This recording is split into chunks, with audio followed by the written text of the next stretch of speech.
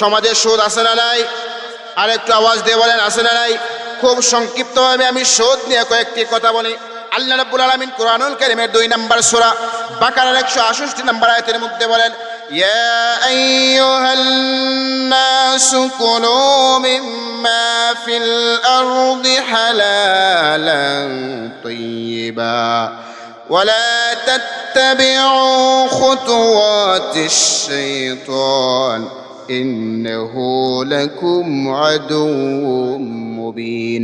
হে দুনিয়ার মানুষরা, কুলু মিম্মা ফিল আরদি হালালান তাইয়্যিবা, জমিনের মধ্যে তোমাদের জন্য যা কিছু হালাল করা হয়েছে ওই হালাল জিনিস থেকে তোমরা খাবার গ্রহণ করো, তোমরা খাও। ওয়ালা তাত্তাবিউ খুতুওয়াতিশ শাইতান, আর তোমরা শয়তানের পদাঙ্ক অনুসরণ করো না। ইন্নাহু লাকুম আদুউম মুবিন, নিশ্চয়ই শয়তান হচ্ছে তোমাদের প্রকাশ্য দুশমন। এরপরে আল্লাহ রাব্বুল আলামিন কুরআনুল কারীমের মধ্যে ইরশাদ করেন, এমন একটি আল্লাহ রাব্বুল আলামিন কুরআনুল কারীমের মধ্যে বলেন, হে আমার মানুষেরা শোনো, তোমরা কি করবে? আল্লাহ রাব্বুল আলামিন তোমাদের জন্য যে বিষয়গুলো হালাল করেছেন ওই হালাল থেকে তোমরা বৈধ এবং পবিত্র রিজিক দিয়েছেন, সেই বৈধ এবং পবিত্র রিজিক থেকে তোমরা আহার করো, আর আমি আল্লাহ রাব্বুল আলামিনের শুকরিয়া আদায় করো। অন্য আয়াতের মধ্যে আল্লাহ রাব্বুল আলামিন বলেন, আমার বান্দারা শোনো, যে তোমরা যারা মুমিন ইমানদার তোমরা অবশ্যই হালাল খাবে, তারপরে গোলামি করবে। এবার আসেন, সমাজের মধ্যে সুদ বলেন, ঘুষ বলেন, জুয়া বলেন, ব্যভিচার বলেন, মিথ্যা বলেন, বাইরের সম্পদ মেরে বলেন, এই সমস্ত জিনিসগুলো হলো হারাম। যারা এই রাস্তায় টাকা উপার্জন করবে সব হলো হারাম। এখন বিশেষ করে সমাজের মধ্যে ঘুষ এবং সুদ বেশি বেড়ে গিয়েছে। কথা কি বোঝা যায়? ঘুষ যদি কোনো মানুষ খায়, বিশেষ করে সুদ যদি কেউ খায়, সুদ খাওয়ার কারণে আল্লাহ রাব্বুল আলামিন তাদেরকে কি শাস্তি দিবেন আমি একটা একটা করে 6টি পয়েন্ট বলবো। নিঃসন্দেহে কুরআনুল কারীমের মধ্যে আল্লাহ রাব্বুল আলামিন প্রথম যেই শাস্তি দিবেন সেটা বর্ণনা করতেছেন।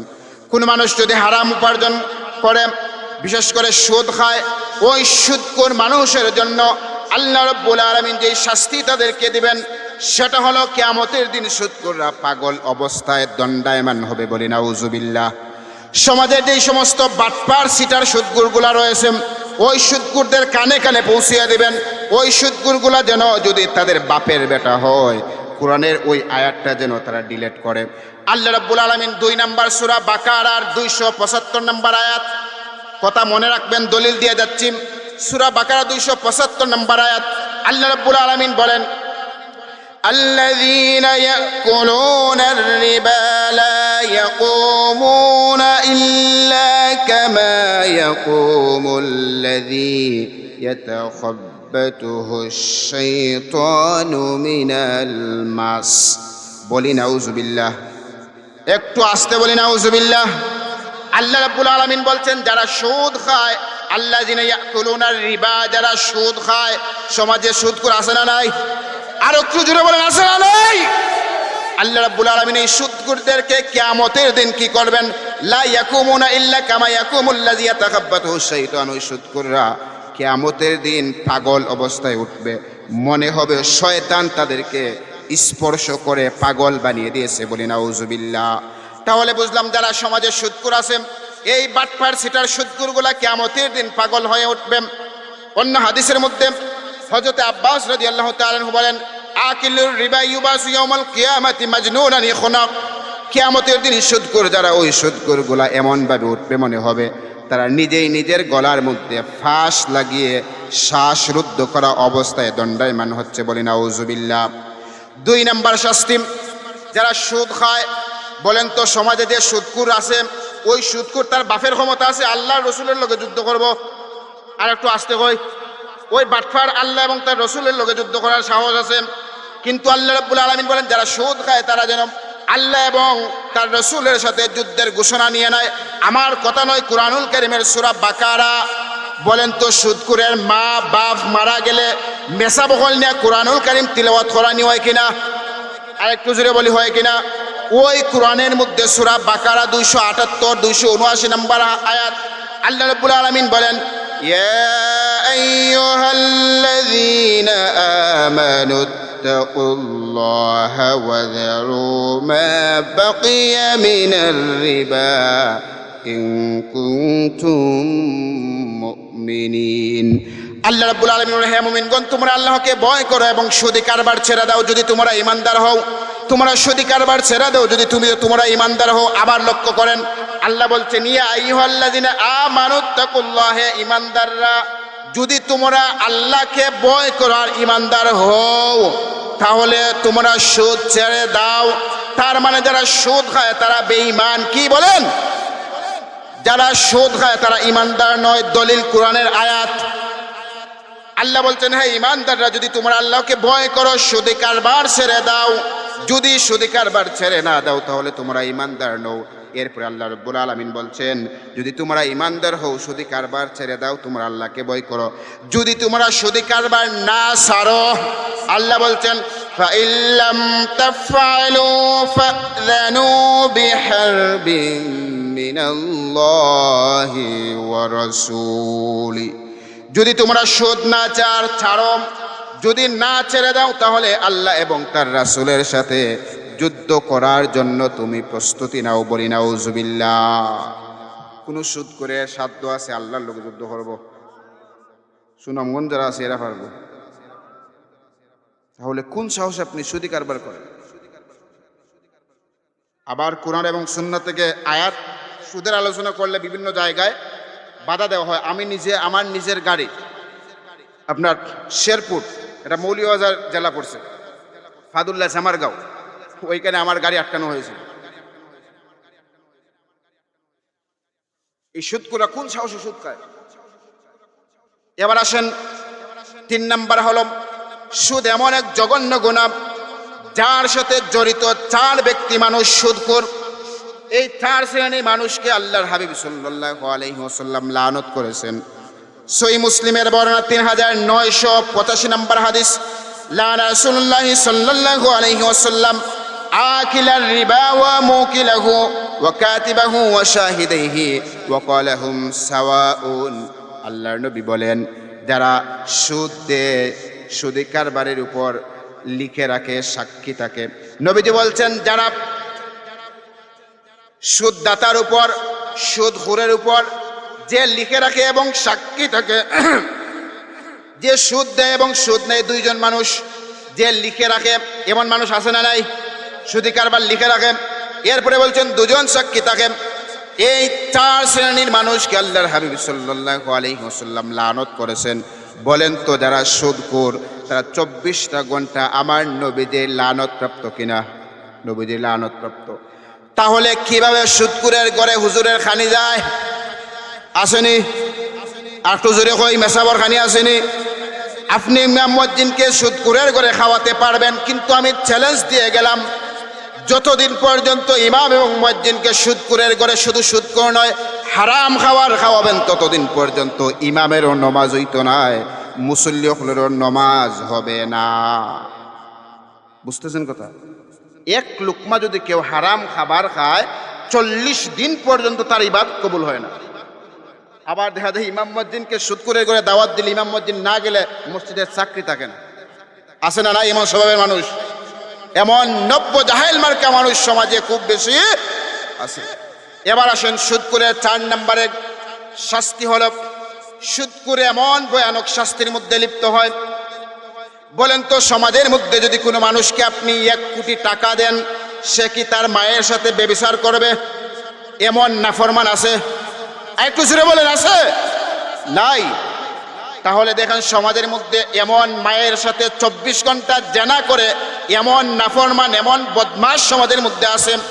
আল্লাহর হাবিব সাল্লাল্লাহু আলাইহি ওয়াসাল্লাম বলেন, ইবনে মাজাহ 2274 নম্বর হাদিস, ক্বালা রাসূলুল্লাহ সাল্লাল্লাহু আলাইহি ওয়াসাল্লাম, আর রিবা 70 হুবান আইসারুহা আইয়ানকিহার রাজুল উম্মাহা। সুদের গুনার 70টি স্তর রয়েছে। সুদের গুনার 70টি স্তর রয়েছে। এই 70টি স্তরের মধ্যে একেবারেই সর্বনিম্ন ছোট গুনাহ হলো তার মায়ের সাথে ব্যভিচার করা। বলি নাউজুবিল্লাহ।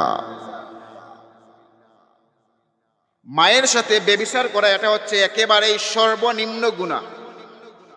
আর বড় গুনাহটা আল্লাহর সাথে জিহাদ করা। মধ্যখানে আরো অনেক গুনাহ আছে। এখন মায়ের সাথে জেনা করেন, আপনার কি একটু অন্তর কাঁপে না ভাই?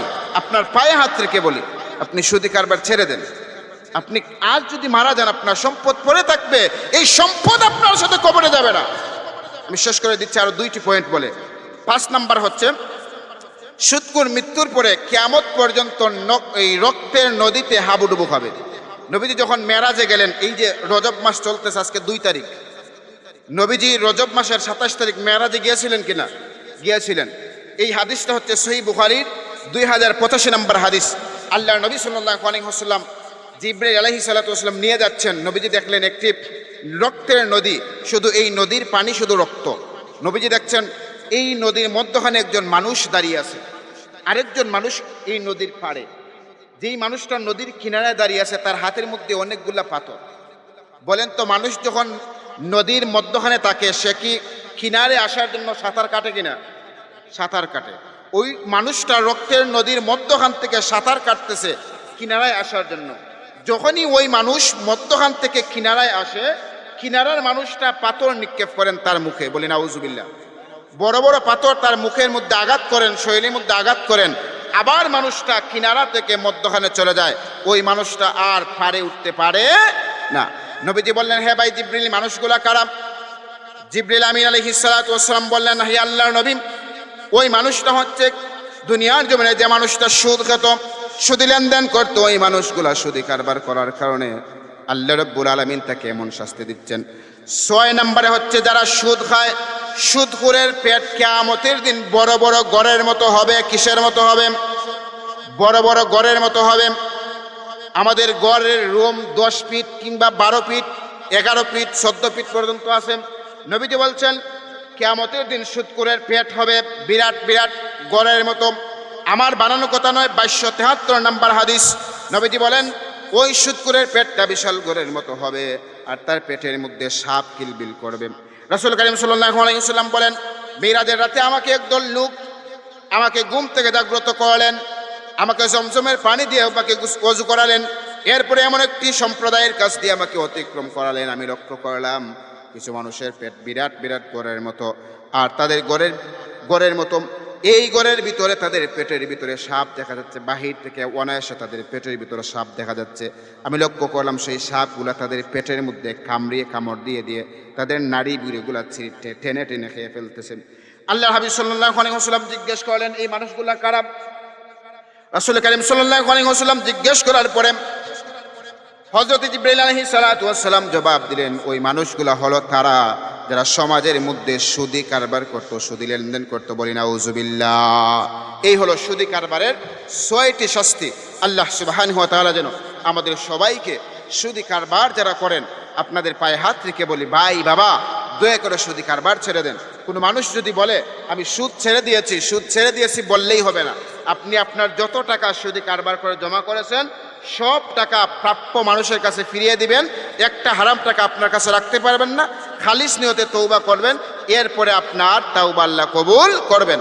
আল্লাহ সুবহানাহু ওয়া তাআলা যেন আমাদেরকে মুমিনের 7টি বৈশিষ্ট্য অর্জন করার মাধ্যমে সুদি কারবার পরিত্যাগ করে জান্নাতুল ফেরদৌসের মেহমান হওয়ার তৌফিক দান করেন। আমরা সবাই পড়ি আল্লাহুম্মা আমিন। ওয়া আখির দাওয়ানা আলহামদুলিল্লাহি রাব্বিল আলামিন। সাল্লাল্লাহু আলা সাইয়্যিদিনা ওয়া মাওলানা মুহাম্মদ وعلى آله وأصحابه وسلم.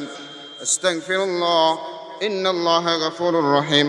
أستغفر الله ربي من كل ذنب وأتوب إليه.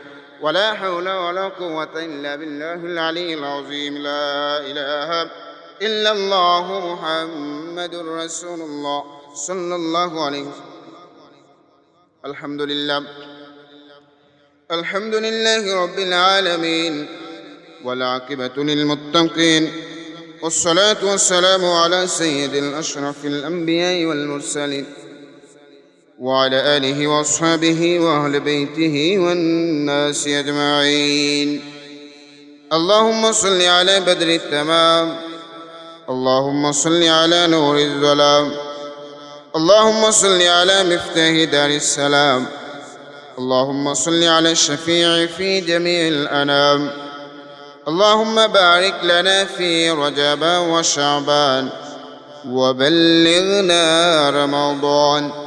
رب العالمين আয় আল্লাহ, একদল যুবক ভাই আয় আল্লাহ তোমার প্রেমে পাগল হয়ে, নবীদের প্রেমে আশকে পাগল হয়ে আয় আল্লাহ এলাকার মধ্যেখানে ইসানের সওয়াব এবং আল্লামা সাহেব কিবলা রহমতুল্লাহ আলাইহি ইসানের সওয়াব উপলক্ষে আজকের যে বার্ষিক মাহফিল তারা আয়োজন করলেন, আল্লাহ মাহফিলটাকে শুরু থেকে শেষ পর্যন্ত কবুল আর মঞ্জুর করে নাও। আল্লাহ আমি গুনাহগার, আল্লাহ তোমার মায়ের মাহবুব বান্দাদেরকে নিয়ে যা কিছু আলোচনা করলাম মেহেরবানি করে কবুল আর মঞ্জুর করে নাও। আলোচনা করতে গিয়ে যত বলবে দেবে হয়েছে মাফ করে দাও। আল্লাহ সবটুকুন শোনার মদিনে পৌঁছিয়ে দাও। আজকে আলোচনার পর সর্বপ্রথম আমি গুনাহগারকে আমলের তৌফিক দিয়ে দাও। আমরা যারা শুনলাম ওদের সবাইকে আমল করার তৌফিক দিয়ে দাও। আল্লাহ আজকের মাহফিলটাকে কবুল আর মঞ্জুর করে নাও। রব্বুল আলামিন এই মাহফিলের উসিলায় এই অত্র এলাকার তামাম মুর্দেগানের কবরকে জান্নাতের বাগান বানিয়ে নাও। মুর্শিদুল আল মুকাররম আল্লামা সাহেব কিবলা রহমতুল্লাহ আলাইহি দরজাতকে বুলন্দ করে নাও। বিশেষ করে রব্বুল আলামিন আল্লাহ এই মাহফিল সাজাতে গিয়ে টাকা দিয়ে, পয়সা দিয়ে, শ্রম দিয়ে, বুদ্ধি দিয়ে, দেশ প্রবাস থেকে যারা সাহায্য সহযোগিতা করেছেন রব্বুল আলামিন আল্লাহ তামাম দান সদকাকে কবুল আর মঞ্জুর করে নাও। রব্বুল আলামিন আল্লাহ বিশেষ করে বাংলাদেশের অশান্তির হাওয়াকে দূর করে দাও। শান্তির হাওয়া দিয়ে জমিনটাকে আবাদ করে দাও। আল্লাহ বিশ্বের তামাম মুসলিম মুসলমানদেরকে সাহায্য আনায়াত ফরমাও। আল্লাহ ভিক্ষা চাই, আল্লাহ মরহুম শহীদ শরীফ উসমান হাদি ভাইকে জান্নাতুল ফেরদাউসের আলা মাকাম নসিব ফরমাও। আল্লাহ তোমার বান্দাকে আল্লাহ শহীদ হিসেবে কবুল আর মঞ্জুর করে নাও। আল্লাহ আজকে জোহরের পরে একটা নিউজ দেখলাম, রব্বুল আলামিন কুমিল্লা দেবিদ্দার একজন ভাইকে আল্লাহ গুলিবিদ্ধ করা হয়েছে। রব্বুল আলামিন আল্লাহ তোমার বান্দারা সত্যের পথে লড়তেছেন, আল্লাহ এই সমস্ত ভাইদেরকে তুমি আল্লাহ হেফাজত করে নাও। যারা অবুঝের মতো ব্যবুঝের মতো কাজগুলো করতেছেন আল্লাহ তাদের মধ্যে তুমি আল্লাহ রহমত ঢেলে দাও। আল্লাহ বাংলাদেশ থেকে একটা শান্তিময় রাষ্ট্র হিসেবে কবুল আর মঞ্জুর করে নাও। দয়াল নবীর ইজ্জতে আমাদের দোয়াকে কবুল আর মঞ্জুর করে নাও। اللهم صل على سيدنا محمد النبي الأمي وعلى آله وصحبه وبارك وسلم وجعل الآخر كلمتنا عند الموت لا إله إلا الله محمد رسول الله. آمين.